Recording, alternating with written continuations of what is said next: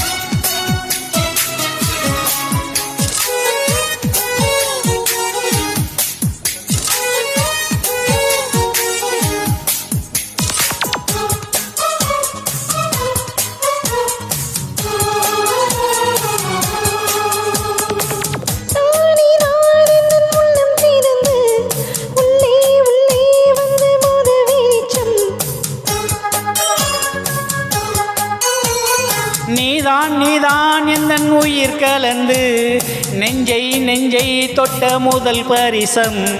கண்ணும் இன்னும் தீயணைப்புத்துறையில் உன் முத்தம் தானே பற்றி கொண்டு மோதி கில்லும் போது எந்தன் கைகள் கிடைத்த உன் வீரல் தானே நானும் தொட்ட முதல் பூ.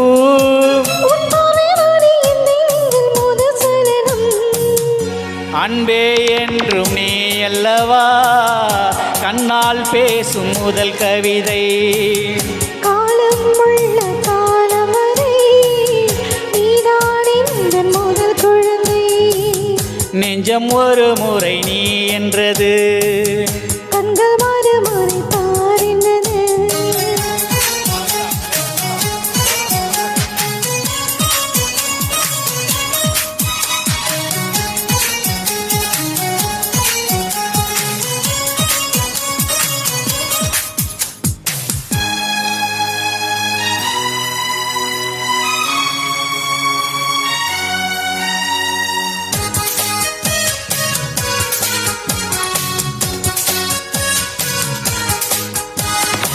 காதல் என்றால் அது பூவின் வடிவம், ஆனால் உள்ளே அது தீயின் உருவம்.